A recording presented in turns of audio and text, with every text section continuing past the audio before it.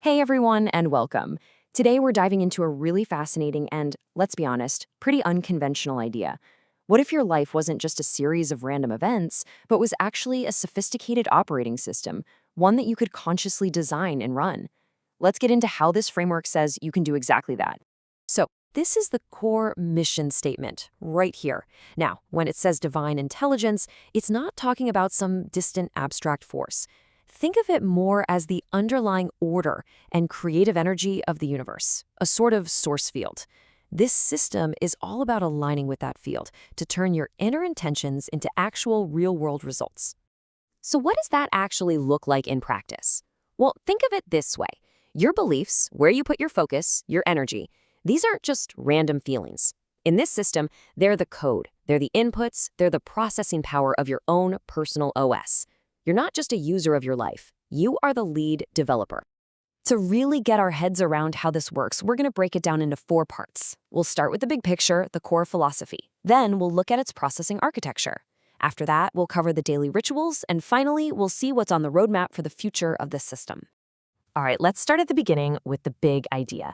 What's the fundamental principle that this whole system is really built on? What's really interesting here is that this isn't just one school of thought. It's actually a fusion. It takes ancient spiritual wisdom, principles from scripture, Zen, the concept of chi or life force, and blends it all with modern, structured strategic thinking. The key takeaway is that you're not just a passive passenger here, you're positioned as an active co-creator, someone who uses these tools to deliberately shape your own reality. And this slide really highlights the huge shift in mindset that the system is all about.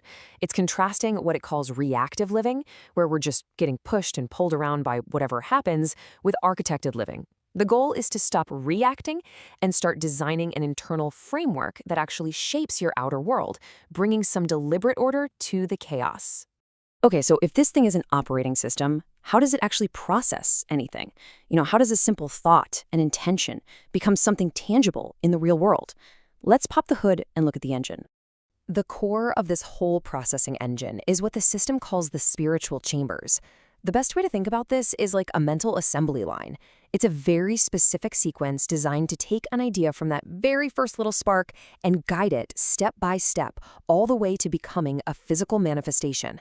Let's walk through this sequence. It all kicks off with perception. That's just you receiving information from the world around you. Simple enough. Next comes interpretation. This is where you decide what that signal actually means to you. From there, you form a clear intention, your desired outcome. Now, step 4, alignment, is absolutely crucial. This is where you get your mind and your energy completely in sync, focused on that one intention. And only then do you move to the final step, manifestation, which is the physical action that brings it all into reality. See? It's a very clear, systematic flow from input to output. So we've got the philosophy and we've got the internal mechanics. But how does somebody actually use this system day to day? Well, that's where the daily operating ritual comes in. You can think of it as the user interface for this whole OS. The daily practice is broken down into 3 pretty distinct phases. First is the morning activation, which is kind of like booting up the system. You set your core intention for the day with declarations and breathwork. Then you have daytime execution. This is when the system is running live, and you're using that 5-chamber sequence to process events as they happen. And finally, there's the evening evolution. This is like running diagnostics and installing a software update. You review the day, you learn, you adapt, and you strengthen the whole system for the next go-around. And it's really important to get this. The purpose of this whole ritual isn't just to feel good. The entire framework is designed for practical application. It's about taking these big, abstract concepts like divine intelligence and actually translating them into tangible, measurable results in your life. Now, like any good operating system, this one isn't meant to be static. It's designed to be updated and to evolve. So let's take a look at what the framework's design outlines for the future, for what it calls version 1. The text makes it really clear that the core engine is already live and operational. This isn't just a theory, it's an active practice. The next stage, then, is all about building out a more robust suite of strategic tools to make it even more powerful. And here are some of those planned upgrades.